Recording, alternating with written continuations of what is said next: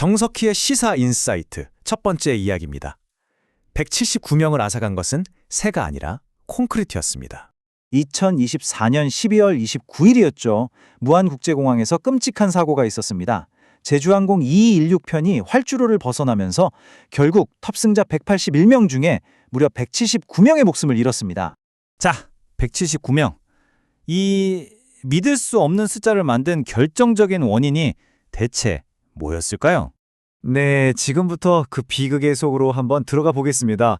물론 아직 최종 원인 조사가 다 끝난 건 아니에요. 하지만 이 피해를 이렇게까지 키운 아주 결정적인 요인이 서서히 드러나고 있습니다. 보통 이런 사고가 나면 처음엔 뭘 의심하죠? 맞습니다. 버드 스트라이크, 그러니까 조류 충돌. 실제로 엔진에서 새 DNA가 나왔다는 얘기도 있었고요. 그러다 보면 자연스럽게 조종사의 마지막 대처는 과연 옳았는가? 뭐 이런 조종사 과실 문제로 넘어가게 되죠. 늘 있는 수순입니다. 그런데 말이죠. 이걸로는 설명이 안 돼요. 179명이라는 이 어마어마한 희생력. 진짜 문제는 비행기도 조종사도 아니었어요. 정말 생각지도 못한 곳에 있었습니다. 바로 이거예요. 활주로 맨 끝에 떡하니 버티고 있던 높이 2.4m짜리 콘크리트 구조물.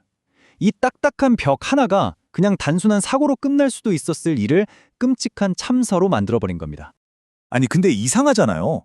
왜 활주로 끝에 저렇게 위험한 게 있었을까요? 사실 저건 처음부터 거기 있으면 안 되는 거였습니다. 이게 국제적인 기준이 다 있거든요. 프렌저블 구조물이라는 개념이 있어요. 말이 좀 어렵죠?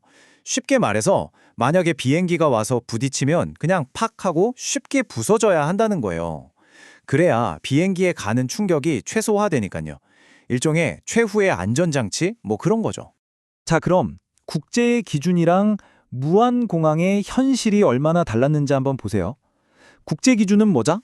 쉽게 부서지는 재질로 최대한 낮게 설치해라 이거거든요. 근데 무안공항은요? 단단한 철근 콘크리트였어요.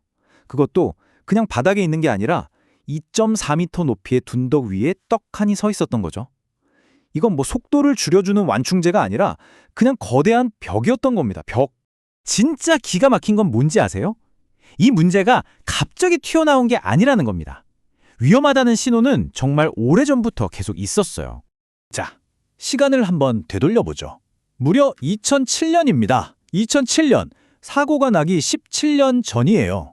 그때 이미 한국공항공사 내부에서 저거 위험한 거 아니냐, 다시 검토해야 한다는 얘기가 나왔다는 겁니다. 그런데 그 경고가 17년 동안 그냥 묻혀번 거예요. 그리고 결국 2024년 12월 29일 최악의 결과로 나타난 거죠. 아니, 도대체 왜 17년 동안이나 이걸 내버려 뒀을까요? 감사원 감사 결과를 보니까 이유가 딱 나옵니다. 첫째, 돈 문제. 비용 아끼려고 국토부가 그냥 승인해줬다는 거고요. 둘째, 국제 기준을 제대로 보지도 않았다는 거. 그리고 셋째, 이게 제일 무서운 건데, 에이, 뭐 지금까지 별일 없었는데 괜찮겠지 하는? 아니, 바로 그 안일함 때문이었습니다. 자, 이제 좀 다른 얘기를 해보죠. 사고가 터지면 항상 나오는 논쟁이 있잖아요. 이게 조종사 한 명의 잘못이냐, 아니면 시스템 전체의 문제냐. 이번에도 똑같았습니다. 조사 과정에서 조종사가 멀쩡한 엔진을 껐다는 식의 정보가 슬쩍 흘러나왔어요. 그러자마자 여론은 그냥 바로 조종사 개인의 실수로 확 쏠려버렸죠. 그러니까 유가족이랑 조종사 노조가 이건 성급한 희생양 만들기다 라면서 정말 강하게 반발하고 나선 겁니다. 근데 여기서 우리가 진짜 생각해봐야 할 게 있어요. 그 짧은 몇 초, 그야말로 생사가 오가는 순간에 판단을 내려야 했던 조종사 한 명한테 17년 동안이나 방치된 이 시스템에 책임을 몽땅 뒤집어 씌우는 거. 이게 맞을까요? 물론 이게 제일 쉬운 해결책처럼 보이죠. 하지만 제일 위험한 해결책이기도 합니다. 왜냐고요? 조종사 탓만 하고 끝나면 다른 공항에 있는 또 다른 콘크리트 벽은 그냥 그대로 남을 테니까요. 더 깊이 들어가 보면 아예 이 조사 시스템 자체가 문제입니다. 보세요. 사고를 조사하는 곳이 항공사고조사위원회인데 여기가 국토부 소속이에요. 근데 그 문제의 공항 설계를 최종 승인해 준 곳이 어디다? 바로 국토교통부입니다. 이게 말이 되나요? 자기가 잘못한 걸 자기 식구가 조사하겠다는 거잖아요. 그러니까 조사하는 사람하고 조사를 받아야 할 사람이 한 지붕 아래에 있는 셈이죠. 이런 거 우리가 이해 충돌이라고 하잖아요. 조사의 공정성을 믿을 수가 없는 거죠, 이거. 우리가 세월호 참사를 겪으면서 이런 구조는 반드시 뜯어 고쳐야 한다고 그렇게 다짐했던 거 아니었습니까? 자, 이제 이야기를 마무리할 시간입니다.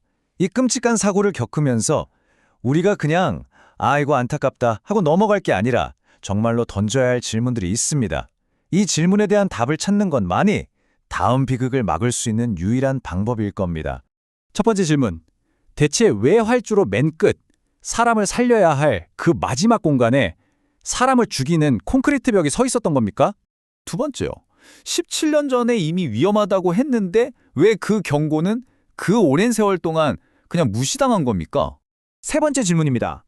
고작 돈도 맡기자고 어떻게 국제적인 안전 기준까지 무시하면서 저런 위험천만한 설계를 승인해 줄 수가 있었던 거죠? 그리고 마지막, 가장 근본적인 질문입니다. 왜 조사하는 사람과 조사받는 사람이 한통 속인 이 말도 안 되는 구조는 도대체 왜 아직도 그대로인 겁니까? 결국 179명의 희생을 헛되이 하지 않는 방법은 그냥 누구 한 명을 손가락질하고 끝내는 게 아닐 겁니다.